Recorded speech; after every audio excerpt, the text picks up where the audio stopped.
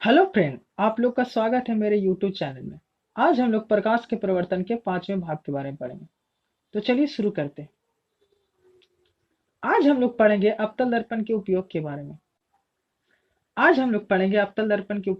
में। तो चलिए देखते हैं क्या क्या उपयोग है। इसका पहला उपयोग है समानता। टॉर्च, सर्चलाइट, वाहनों की हेडलाइट में प्रकाश का शक्तिशाली समांतर किरण पुंज प्राप्त करने के लिए किया जाता है अवतल दर्पण का उपयोग। अर्थात टॉर्च में अवतल दर्पण का उपयोग किया जाता है, सर्च लाइट में इसका प्रयोग किया जाता है, वाहनों के जो हेडलाइट होता है उसमें किया जाता है प्रकाश के शक्तिशाली समांतर पुंज उत्पन्न करने के लिए। अब ये समांतर पुंज क्या है? तो किरण पुंज मुख्यतः तीन प्रकार का होता है। एक होता है अभिसारी, एक होता है अपसारी और एक होता है समांतर किरण पुंज। अर्थात एक अभिसारी किरण पुंज, एक होता है अपसारी किरण पुंज और एक होता है समांतर किरण पुंज। चलिए थोड़ी थोड़ी बातें इन तीनों के बारे में जान लेते हैं। तो आखिरकार अभिसारी किरण पुंज किसको कहते हैं? तो वैसा किरण पुंज जिसमें एक बिंदु पर बहुत सारे किरण आकर मिलती है, तो उसे अभिसारी किरण पुंज कहते हैं। ठीक है। अब चलते हैं अपसारी किरण पुंज किसे कहते हैं। तो वैसा किरण पुंज जिसमें एक बिंदु पर किरण निकलती है, एक बिंदु से किरणें निकलती है, उसे कहा जाता है अपसारी किरण पुंज।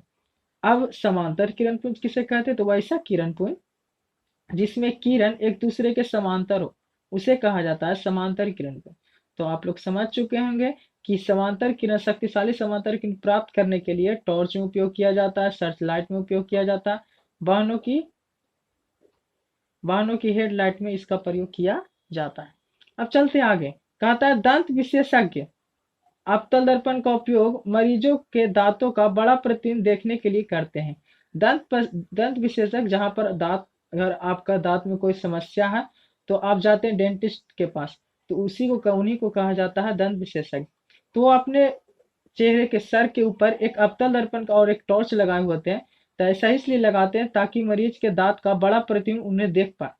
अब जिससे बड़ा प्रतिबिंब उनको दिखेगा तो दांत की समस्या को और अच्छा से निवारण कर सकते हैं। तो इसलिए दंत विशेषज्ञ लोग किसका उपयोग करते हैं? तो अवतल दर्पण का उपयोग करते हैं। अगला देखिएगा। कहता है कि इन्हें प्राय चेहरा अवतल दर्पण का उपयोग चेहरे का बड़ा प्रतिबिंब देखने के लिए सेविंग दर्पण के रूप में उपयोग किया जाता है। ये काफी मजेदार है। क्या होता है कि अगर आप सेविंग कराने गए तो सेविंग कराने के लिए किस दर्पण का उपयोग किया जाता है? तो अवतल दर्पण का।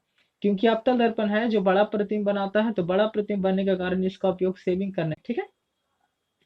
अगला, सौर भट्टी में सूर्य के प्रकाश को केंद्रित करने के लिए बड़े अवतल दर्पण का उपयोग किया जाता है।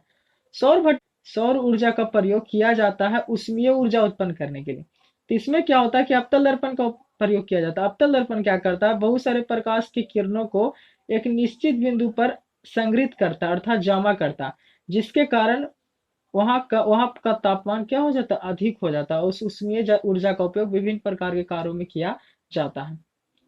ठीक है। तो ये था हमारा अवतल दर्पण का क्या उपयोग। ठीक है।